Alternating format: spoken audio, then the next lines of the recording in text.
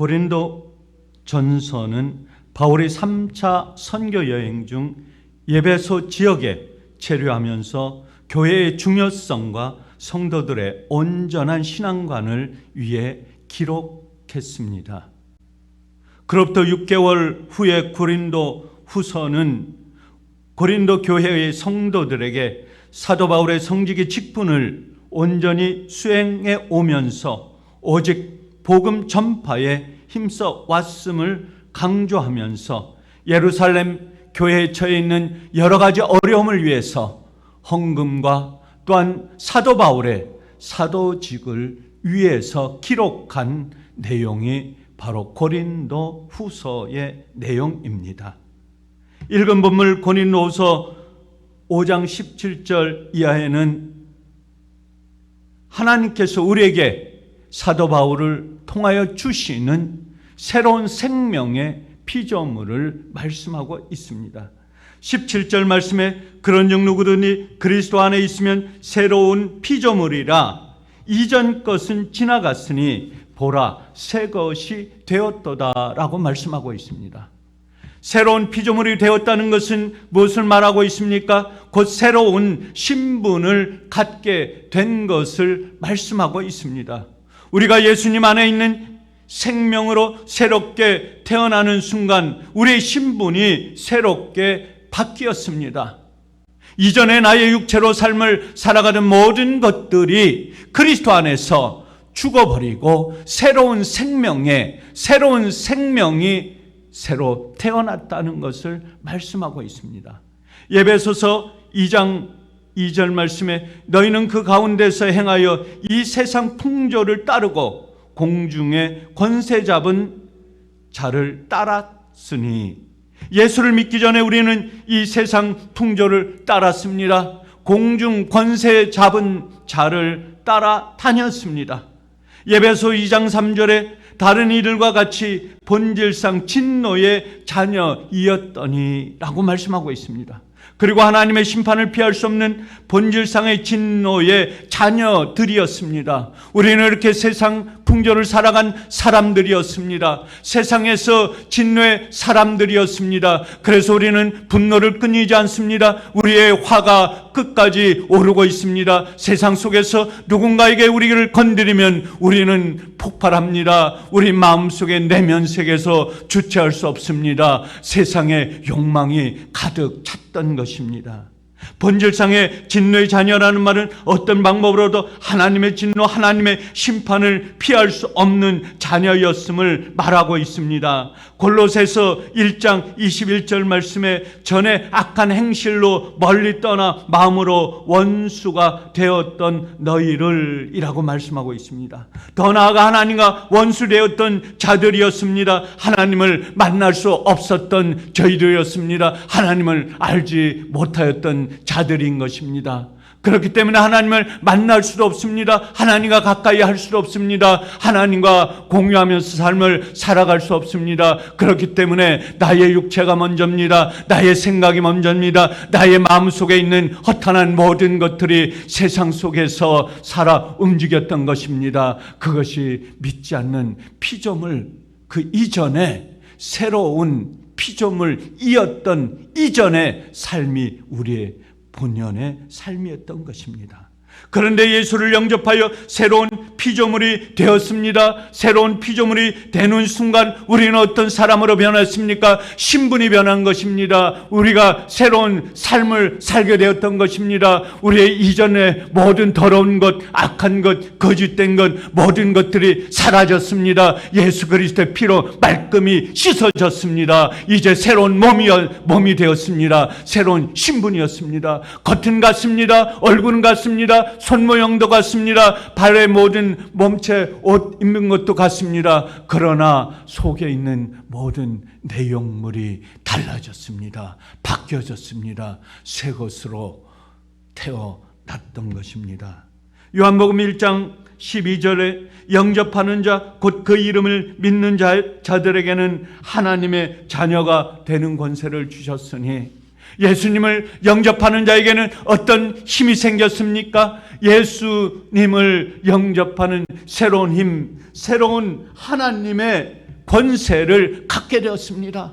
세상의 권세가 아닙니다. 마귀의 권세가 아닙니다. 사탄의 올무에 속해 있는 그런 권세가 아닙니다. 하나님의 권세입니다. 하나님이 지배하는, 하나님이 나를 인도하는, 하나님께서 나를 속량하신 그 놀라운 힘이 새로운 피조물이 된 저와 여러분에게 있는 것입니다. 하나님 앞에서 원수 되었던 자들인 본질상 진노의 자녀였던 우리가 하나님의 자녀가 되었습니다. 로마서 8장 15절에 너희는 다시 무서워하는 종의 영을 받지 아니하고 양자의 영을 받았으므로 우리가 아빠 아버지라고 부르짖노라.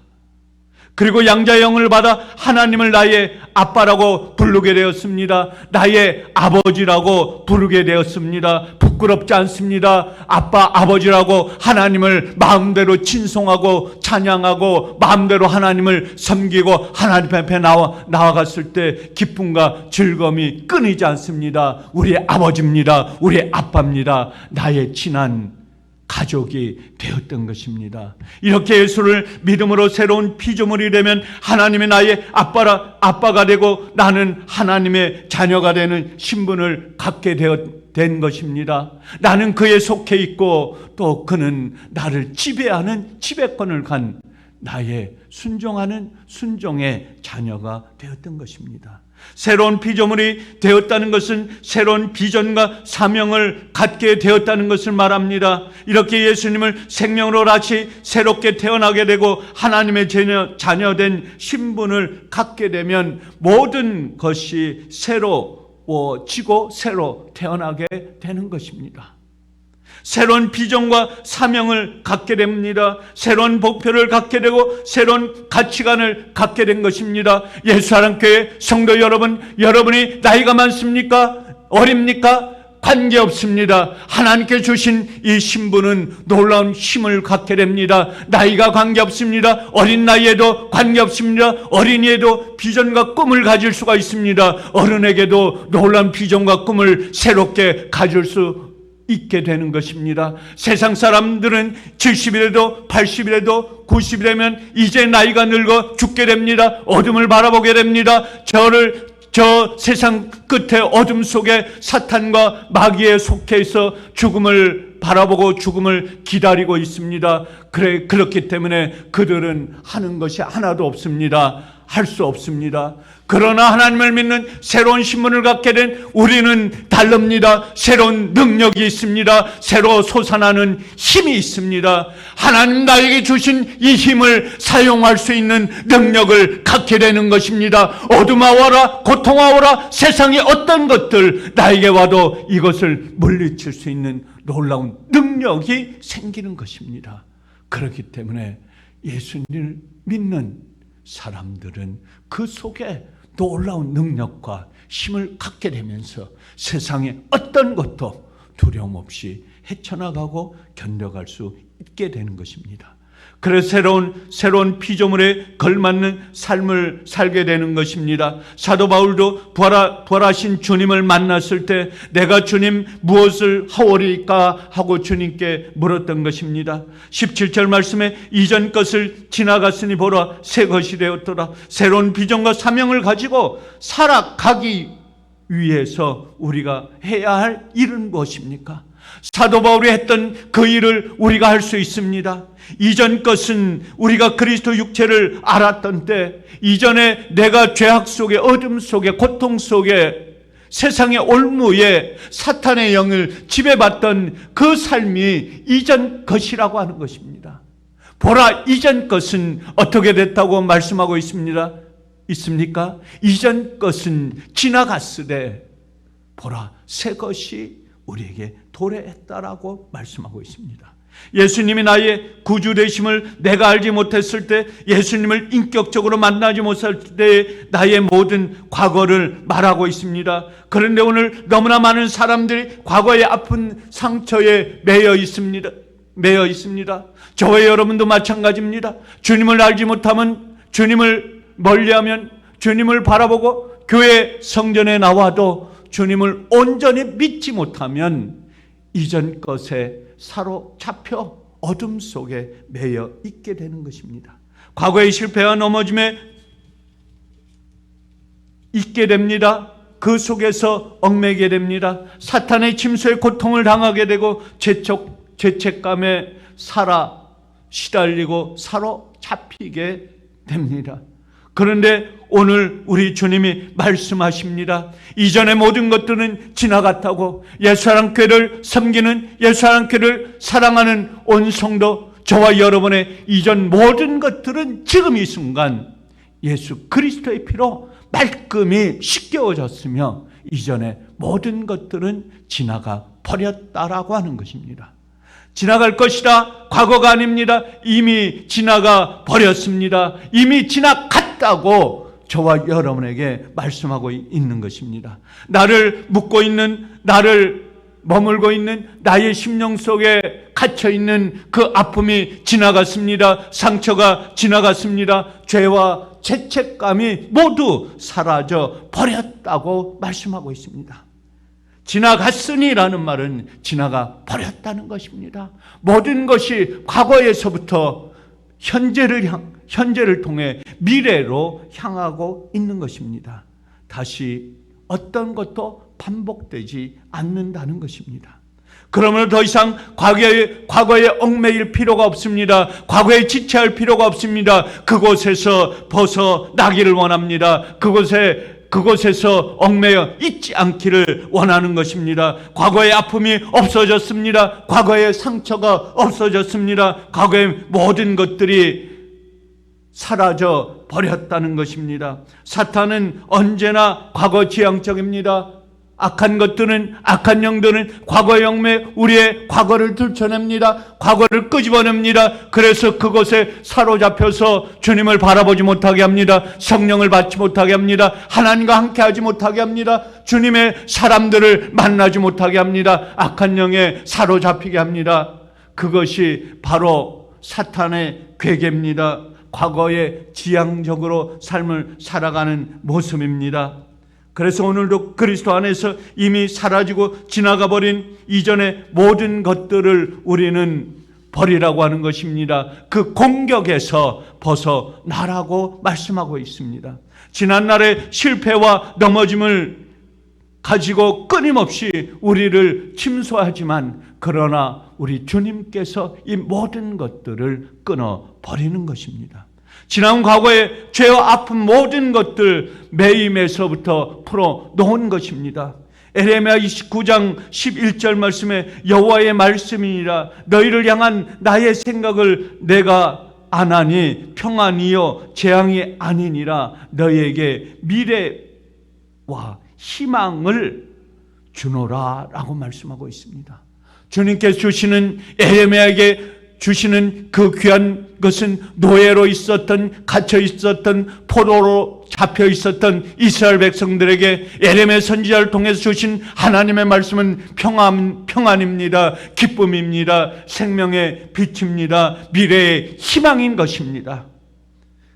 우리는 우리의 심령 속에 언제나 미래의 지향적이고 미래의 희망을 갖게 되는 것입니다. 하나님께서 우리에게 주신 생명의 빛인 것입니다.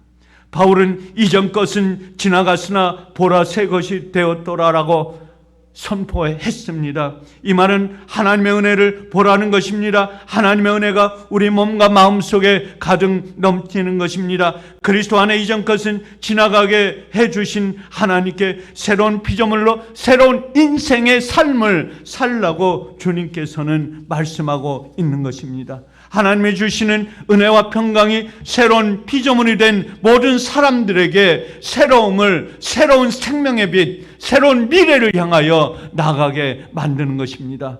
새로운 피조물이 된 자에게는 베풀어 주시는 하나님의 은혜는 날마다 새롭습니다. 날마다 힘이 되는 것입니다. 그렇기 때문에 오늘 5월 23일 이한 새벽에 하나님께서 우리에게 새로운 날을 주셨습니다. 그렇기 때문에 새로운 해도 어제의 햇빛이 아닙니다. 아침의 햇빛이 어제의 햇빛이 아닙니다. 과거의 햇빛이 아닙니다. 오늘 저와 여러분에게 5월 23일 이한 새벽에 떠오르는 이 태양을 바라보면서 새로운 빛, 새로운 놀라운 희망이 예수사랑교회 온 성도와 함께 펼쳐지는 것입니다.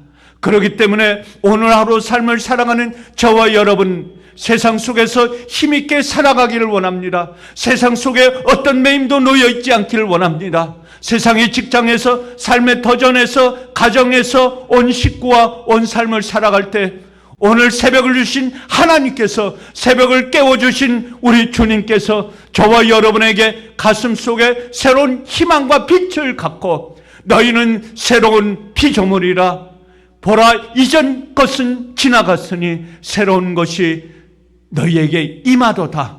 이 말씀을 붙들고 오늘 하루도 승리의 삶을 살아가는 예수 사랑교회 온 성도가 되시기를 주의 이름으로 간절히 축원합니다. 감사하신 아버지 하나님, 오늘도 이 한 새벽에